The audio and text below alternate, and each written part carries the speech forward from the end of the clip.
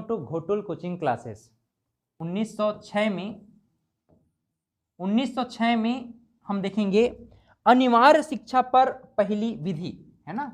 अनिवार्य शिक्षा पर पहली विधि, अनिवार्य शिक्षा पर पहली विधि। अनिवार्य शिक्षा पर पहली विधि के संदर्भ में बात करें तो बड़ौदा राज्य में, बड़ौदा प्रदेश में, बड़ौदा प्रदेश में, बड़ौदा प्रदेश में, है ना।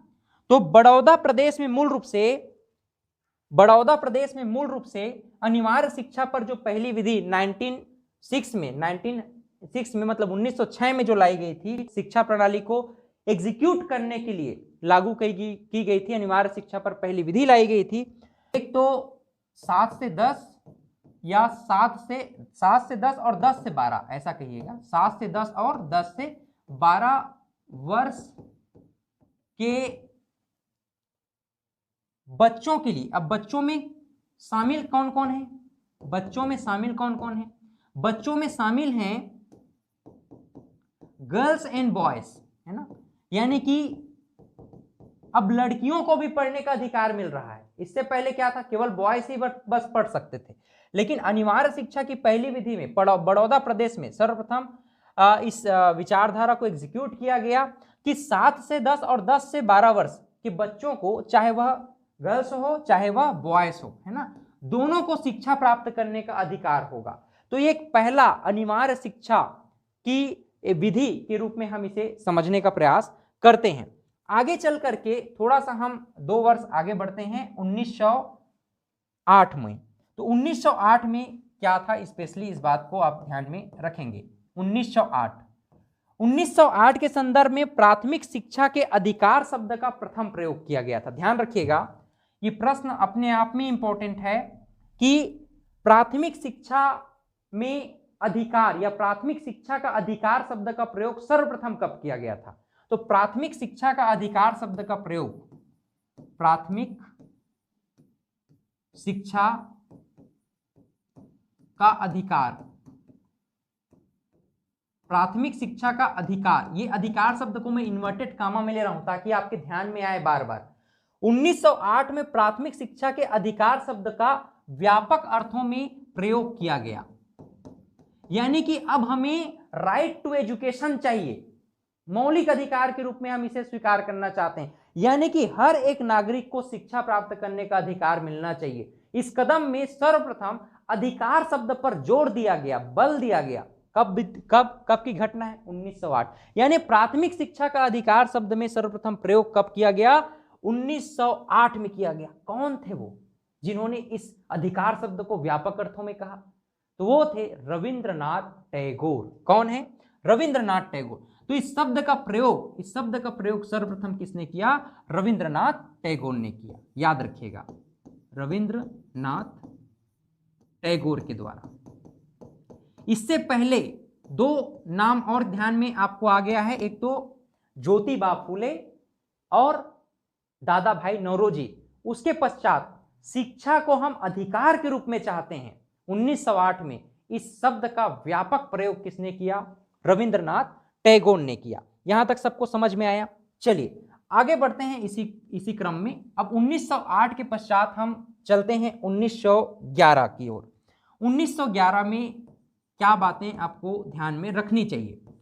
1911 की घटना हम देखें तो प्रांतीय विधान परिषदों में शिक्षा के लिए विधेयकों को पारित किया गया, है ना। यानी कि गोपाल कृष्ण गोखले जी के द्वारा विधायी रूप में यानी कानून के रूप में शिक्षा प्रणाली को लागू करने की बात कही गई थी। तो 1911 में एक और नाम आपको ध्यान में रखना है, गोपाल कृष्ण गोखले जी। गोपाल कृष्ण गोखले।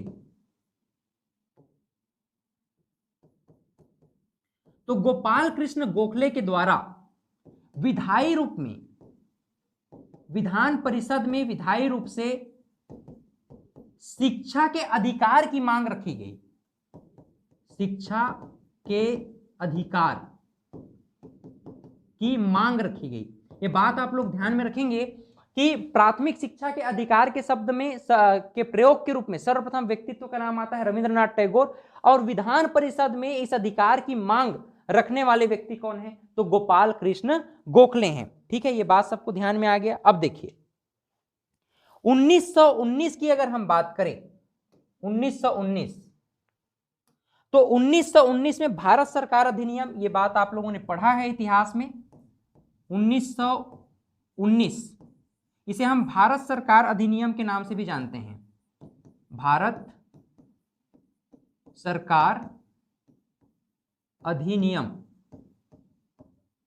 तो 1919 के भारत सरकार अधिनियम के अंतर्गत सर्वप्रथम प्रयास जो हम चाहते हैं, इंक्लूसिव एजुकेशन, समावेशी शिक्षा, शिक्षा प्रणाली सबके लिए, सभी वर्ग के लिए ओपन हो, तो इस प्रकार का प्रयास विधि के रूप में कब किया गया? भारत सरकार अधिनियम 1919 में। तो इस समय शिक्षा के सार्वभौमिकरण को सबसे अधिक बल दिया गया था। इस अधिनियम में शिक्षा का सार्वभौमिकरण पर सबसे अधिक बल दिया गया। ध्यान रखिए, शिक्षा का सार्वभौमिकरण, शिक्षा का सार्वभौमिकरण, यानी कि चाहे वह लिंग के आधार पर हो, जाति के आधार पर हो या वर्ग के आधार पर हो, हम एजुकेशन प्राप्त करने में डिस्क्रिमिनेशन नहीं करेंगे। इस पर सर्वप्रथम भारत सरकार अधिनियम को माना जाता है कि इस समय इस अधिनियम में कानून बना करके शिक्षा प्राप्त करने या सार्वभौमिकरण को अधिक महत्व दिया गया था। शिक्षा का सार्वभौमिकरण, यूनिवर्सलाइजेशन ऑफ एजुकेशन को सर्वप्रथम महत्व दिया गया, प्रयास किया गया। कब? 1919 को। यहां तक सबको समझ में आया? चलिए आगे बढ़ते हैं। इसके बाद देखिए, भारत में अब मुक्त शिक्षा प्रणाली चाहिए हमको, है ना। बाउंडेशन नहीं चाहिए कि केवल बेटा बस पढ़ सकता है, बेटी नहीं पढ़ सकती, ऐसा हमें शिक्षा नहीं चाहिए। हमें चाहिए कि बेटा भी पढ़े, बेटी भी पढ़े, दोनों पढ़े। तो इस प्रकार की जो शिक्षा है, एक विशेष जाति या वर्ग का व्यक्ति पढ़ सकता है और तुम नहीं पढ़ सकते, ऐसा शिक्षा हमें नहीं चाहिए। भेदभावपूर्ण डिस्क्रिमिनेटिव एजुकेशन नहीं चाहिए हमें। हमें चाहिए समानता के आधार पर शिक्षा प्रणाली। इसी को तो सार्वभौमिकरण कहा गया ना, इसे यूनिवर्सलाइजेशन कहा गया।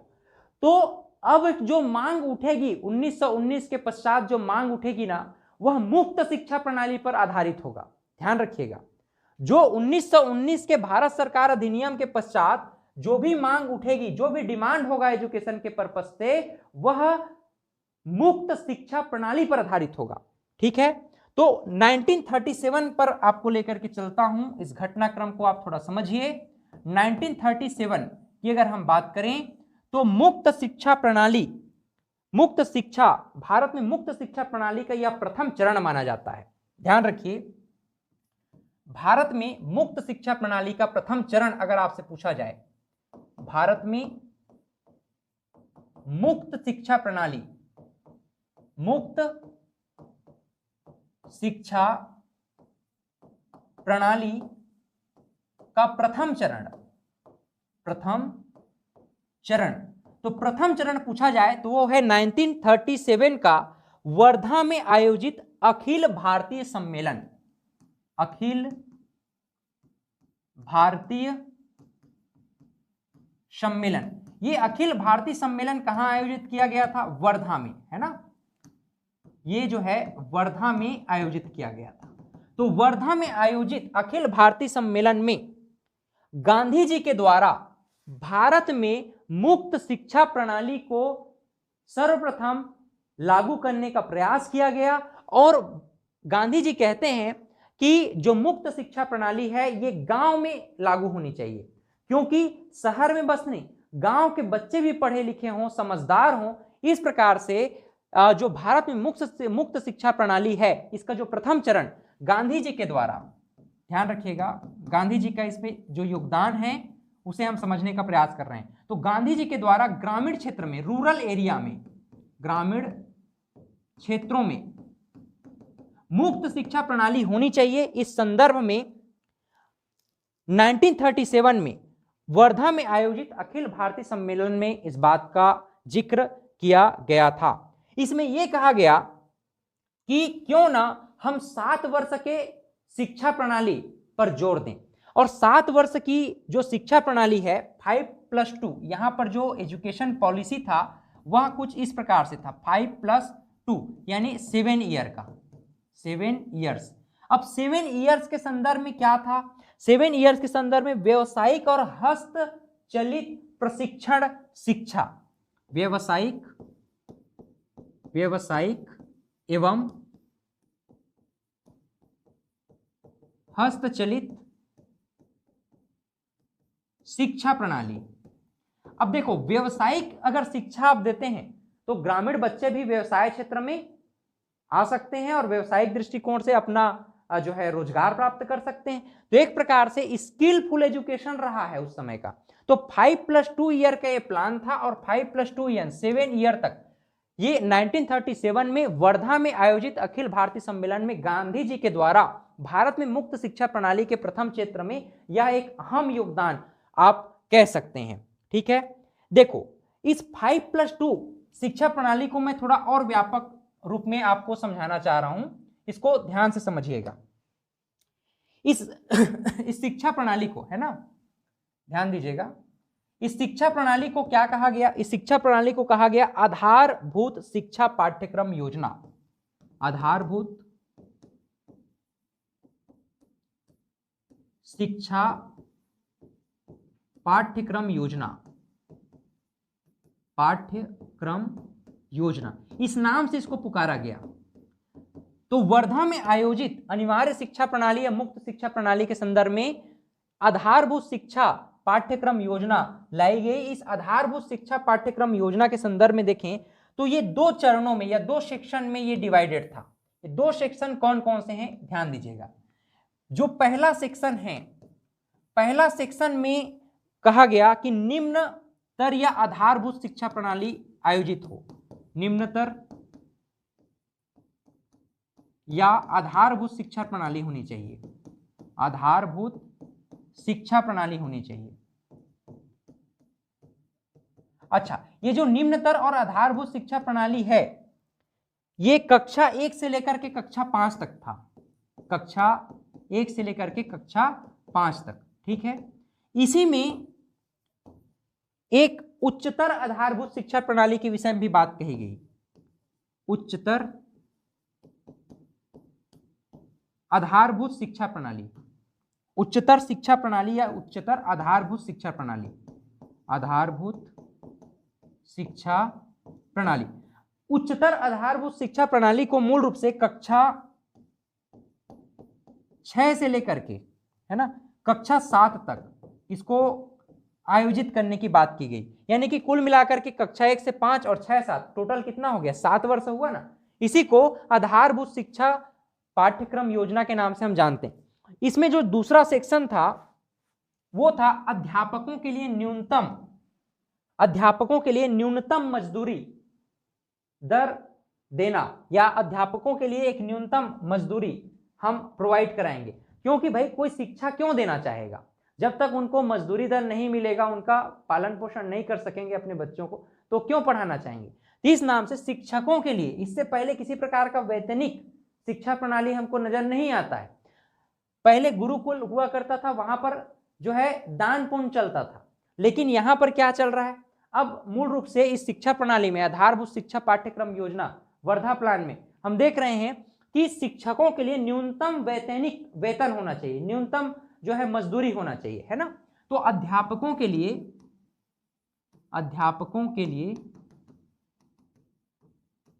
न्यूनतम वेतन होनी चाहिए, न्यूनतम वेतन होना चाहिए। यानी वैतनिक आधार पर सैलरी बेस्ड एजुकेशन प्रणाली शिक्षकों के लिए हम देखते हैं कि अखिल भारतीय सम्मेलन वर्धा में मूल रूप से 1937 में जो व्यवसायिक शिक्षा प्रणाली थी, जो आधारभूत शिक्षा प्रणाली या आधारभूत शिक्षा पाठ्यक्रम योजना रहा है, इसमें इस बात का जिक्र किया गया था। यहां तक सबको समझ में आया। चलिए थोड़ा सा एक कदम आगे बढ़ते हैं 1944 में। 1944 की ओर हम बढ़ते हैं और यहां पर देखेंगे कि शिक्षा प्रणाली में किस प्रकार का सुधार देखने को मिलता है। इसे ही हम भारत में मुक्त शिक्षा प्रणाली का दूसरा चरण कहते हैं। ध्यान दीजिएगा, भारत में मुक्त शिक्षा प्रणाली का दूसरा चरण, मुक्त शिक्षा प्रणाली का स्टेप 2 या स्टेजेस 2 आप कह सकते हैं, चरण 2, स्टेप 2 या स्टेजेस 2 आप कह सकते हैं। तो दूसरे चरण में हम देखते हैं कि भारत में मुक्त शिक्षा प्रणाली का चरण 2 हमें क्या कहता है कि इसमें एक योजना को लागू किया गया। इस योजना का नाम क्या रखा गया? योजना का नाम रखा गया शिक्षा विकास योजना। क्या नाम था? शिक्षा विकास योजना। पहले योजना का नाम क्या था? तो पहले योजना का नाम था आधारभूत शिक्षा पाठ्यक्रम योजना, पहले चरण में। दूसरा चरण में क्या नाम रखा गया? शिक्षा विकास योजना। अब ध्यान दीजिए, इस शिक्षा विकास योजना के अंतर्गत शिक्षा का माध्यम क्या होनी चाहिए, इस विषय पर सर्वाधिक जो है बात किया गया। और इस योजना को एक और नाम से पुकारा गया, इसको हम सार्जेंट योजना के नाम से भी जानते हैं, सार्जेंट योजना।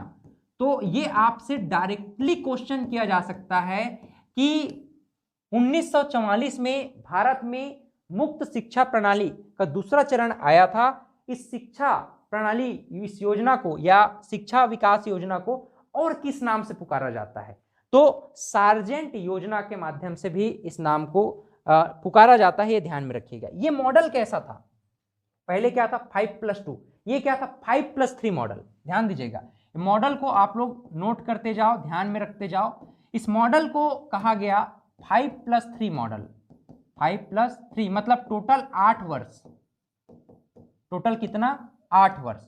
अब देखिए 8 वर्ष में क्या है कि 6 से 14 वर्ष के बच्चों को हम शिक्षा प्रदान करेंगे। अनिवार्य और निःशुल्क शब्द अभी नहीं जोड़ा गया, लेकिन यहीं से शुरुआत हो जाता है सार्जेंट योजना से कि हम बच्चों को 6 से 14 वर्ष के बच्चों को शिक्षा प्रदान करेंगे।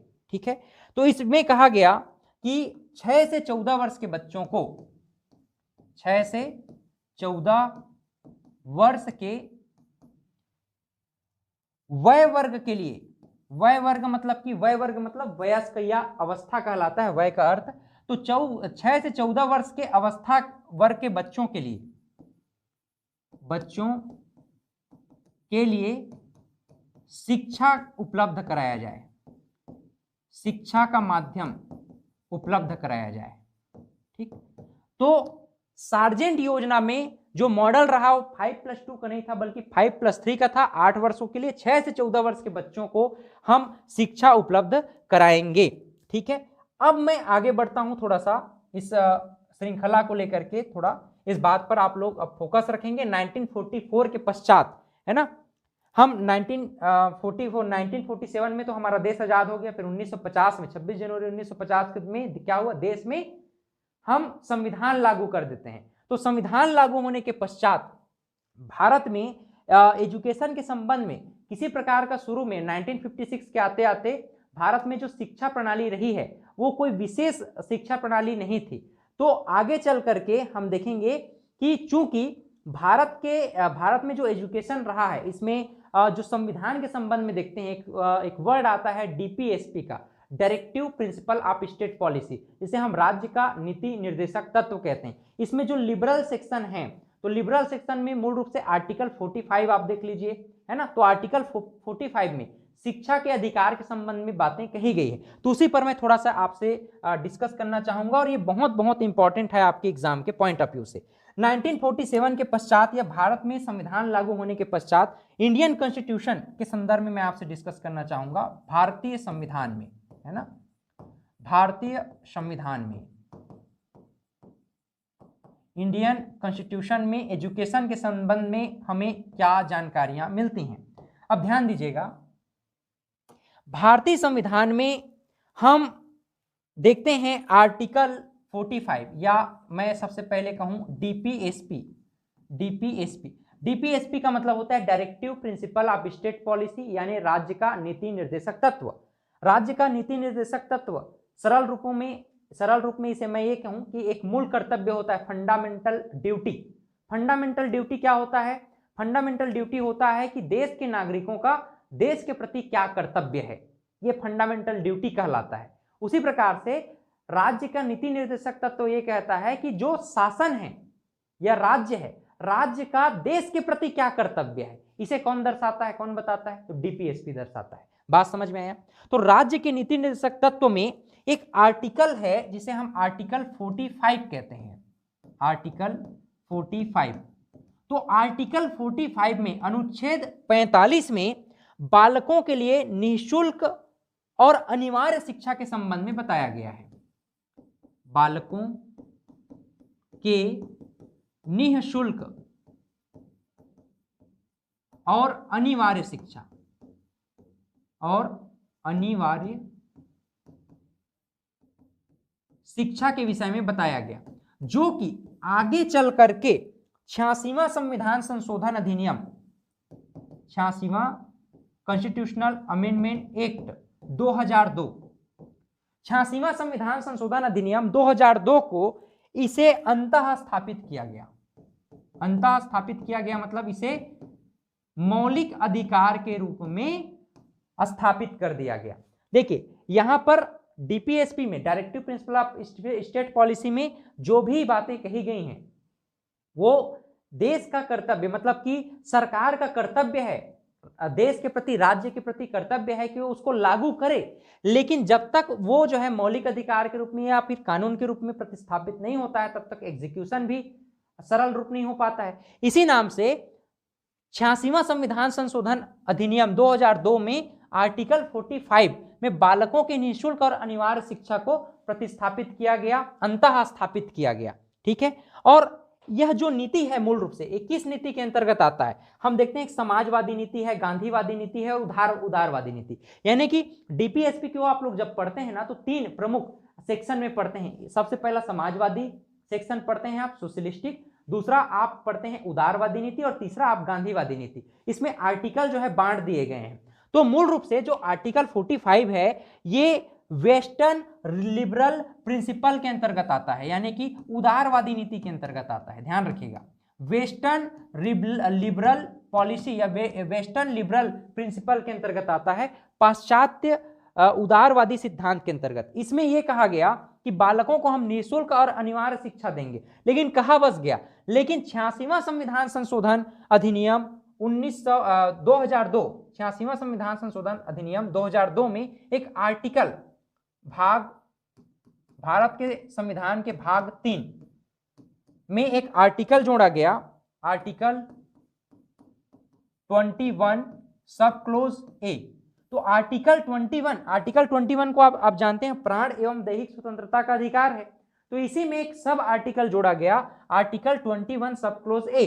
तो यहीं पर मूल रूप से 86वां संविधान संशोधन अधिनियम 2002 के अंतर्गत ये आर्टिकल जोड़ा गया, जहां पर 6 से 14 वर्ष के बच्चों को स्पेशली बोला गया है, 6 से 14 वर्ष के बच्चों को निःशुल्क और अनिवार्य शिक्षा दी जाएगी। निःशुल्क एवं अनिवार्य शिक्षा दी जाएगी, अनिवार्य शिक्षा दी जाएगी। बात समझ में आ रहा है? तो ये बात आपको ध्यान में रखना है। डायरेक्टली प्रश्न बनेगा आपका कि निःशुल्क और अनिवार्य शिक्षा के विषय में कौन से डीपीएसपी के कौन से आर्टिकल में बताया गया? आर्टिकल 45। इसको प्रतिस्थापित अंतः स्थापित कब किया गया? 86वां संविधान संशोधन अधिनियम 2002, जो कि आर्टिकल 21 सब क्लोज 1 के अंतर्गत 6 से 14 वर्ष के बच्चों को निःशुल्क और अनिवार्य शिक्षा के विषय में बताया जाता है। इसी निःशुल्क और अनिवार्य शिक्षा 6 से 14 वर्ष के बच्चों को हम फंडामेंटल ड्यूटी के सब सेक्शन 11 में देखते हैं, है ना। तो फंडामेंटल ड्यूटी आर्टिकल हम देखें तो 51 11 सब क्लोज 11 के संदर्भ में देखें तो वहां पर भी हम 6 से 14 वर्ष के बच्चों को निःशुल्क और अनिवार्य शिक्षा देने का फंडामेंटल ड्यूटी के संदर्भ में पढ़ते हैं। क्लियर है? तो आपसे अब यह पूछा जाए कि शिक्षा का अधिकार भारत में किस प्रकार का अधिकार है, तो हम देखते हैं कि आर्टिकल 21 तो भाग 3 के अंतर्गत आता है। इस प्रकार से यह भारत के संदर्भ में एक मौलिक अधिकार बन गया है। कब मौलिक अधिकार बना? तो 86वां संविधान संशोधन अधिनियम 2002 को शिक्षा का अधिकार अब एक मौलिक अधिकार के रूप में प्रतिस्थापित है, जो कि आर्टिकल 21 सब क्लोज ए में दर्शाया गया है। अब सबको समझ में आ गया, यहां तक क्लियर है सबको? चलिए थोड़ा सा और हम कुछ बातों को समझ लेते हैं, फिर आज का क्लास यहीं पर जो है विराम करेंगे। शिक्षा के मौलिक अधिकार के लिए जो मांग रही है मूल रूप से, है ना, इस शिक्षा का मौलिक अधिकार तो आप लोगों ने समझा। शिक्षा के मौलिक अधिकार की मांग, शिक्षा के मौलिक अधिकार की मांग, मौलिक अधिकार की मांग, तो demand of education as fundamental right. तो शिक्षा के मौलिक अधिकार के मांग के संदर्भ में अगर हम बात करें 1950 से 1993 के घटनाक्रम को एक ओवरव्यू हम देख लेते हैं। 1950 से लेकर के 1993 के घटनाक्रम को एक ओवरव्यू में आपसे डिस्कस करना चाहूंगा। 23 सितंबर 1952, एक एक करके चलते हैं। 23 सितंबर 1952, फिर आगे चल करके यही 1956 का अधिनियम बनेगा, या फिर इस सेक्शन को मतलब कि मौलिक अधिकार के रूप में तो जरूर नहीं मिला था, लेकिन शिक्षा के अधिकार के रूप में 1956 में एग्जीक्यूट किया गया। तो 23 सितंबर 1952 को माध्यमिक शिक्षा आयोग की स्थापना हुई थी। ये प्रश्न डायरेक्टली बनता है, याद रखेंगे। माध्यमिक शिक्षा आयोग की स्थापना कब की गई थी? माध्यमिक शिक्षा आयोग की स्थापना, तो माध्यमिक शिक्षा आयोग की स्थापना की गई थी 23 सितंबर 1952 को। इसे हम डॉक्टर लक्ष्मी स्वामी मुदलियार की अध्यक्षता में इसकी स्थापना की गई थी। डॉक्टर लक्ष्मण स्वामी मुदलियार की अध्यक्षता में, है ना। तो डॉक्टर लक्ष्मण स्वामी मुदलियार की अध्यक्षता में माध्यमिक शिक्षा आयोग की स्थापना कब की गई? 23 सितंबर 1952 में। इसको इसमें एग्जीक्यूशन कब से लाया गया? तो 1956 में। थोड़ा सा और आगे बढ़ते हैं, देखिए 1964 टू 1968 की अगर हम बात करें, 1964 टू 1968, 1964 टू 1968, तो 14 जुलाई 1964 की अगर मैं बात करूं, 14 जुलाई 1964, 14 जुलाई 1964, 14 जुलाई 1964 को भारतीय शिक्षा आयोग की स्थापना की गई थी। भारतीय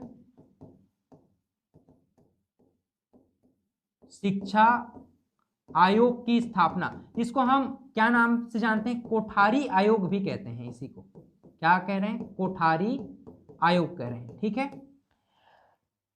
आगे चल करके भारतीय शिक्षा आयोग को 1968 में, ध्यान दीजिएगा, ये तो आयोग स्थापना की गई भारतीय शिक्षा आयोग 14 जुलाई 1964 को। इसी को हम देखें 1968 में राष्ट्रीय शिक्षा नीति लाई गई।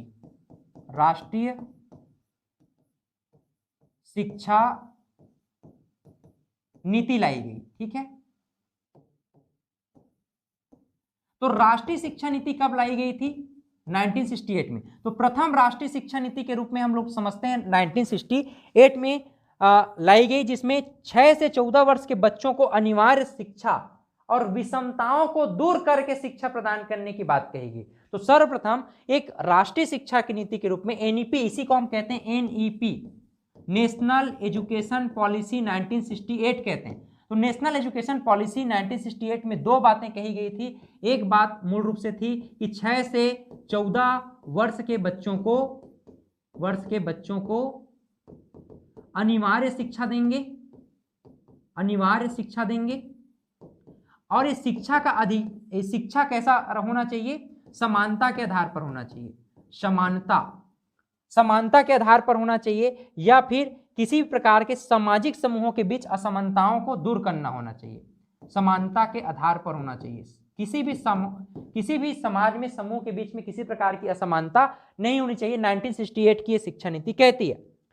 इसके बाद एक और शिक्षा नीति के विषय में आपसे डिस्कस करूं, जो मूल रूप से राष्ट्रीय शिक्षा नीति 1986 के नाम से जाना जाता है। राष्ट्रीय शिक्षा नीति 1986। देखिए ये बहुत बहुत इंपॉर्टेंट है, राष्ट्रीय शिक्षा नीति 1986। मैंने राष्ट्रीय शिक्षा नीति 1968, 64 इन सब के विषय में प्रीवियस क्लासेस ही लिया, एक एक क्लासेस ही है, उसको आप लोग जरूर देखें। मैंने ऑलरेडी राष्ट्रीय शिक्षा नीति 1986 को पढ़ाया हुआ है, वो प्रीवियस क्लास में है, वो आप जाकर के जरूर एप्लीकेशन में फाइंड आउट करें और आपको मिल जाएगा। राष्ट्रीय शिक्षा नीति 1986 भारतीय विश्वविद्यालय आयोग के समकक्ष इसे माना जाता है, जिसे हम लॉर्ड कर्जन की नीति कहते हैं ना। तो लॉर्ड कर्जन की नीति या भारतीय विश्वविद्यालय आयोग के संदर्भ में इसको समझा जाता है, राष्ट्रीय शिक्षा नीति 1986 को। यहां पर बहुत सारे प्रावधान किए गए। पहला बात तो यही था कि हम ऑपरेशन ब्लैक बोर्ड लेके आएंगे, operation black board. Operation black board मतलब विद्यालयों में हम ऑपरेशन ब्लैक बोर्ड चलाएंगे, ब्लैक बोर्ड के माध्यम से एजुकेशन को और व्यापक बनाएंगे, ठीक है। दूसरी बात इसमें रखी गई थी कि जो अंडर प्रिविलेज्ड चाइल्ड और बैकवर्ड चाइल्ड हैं, खास करके एससी और एसटी समूह के बच्चे हैं, समूह के बच्चों के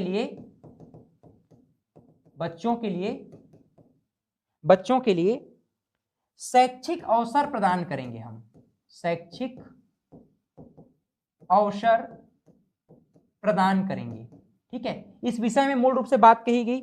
और तीसरी बात, भारतीय महिलाओं के लिए शिक्षा में विशेष अवसर, भारतीय महिलाओं के लिए शिक्षा में विशेष अवसर प्रदान करना, विशेष अवसर प्रदान करना।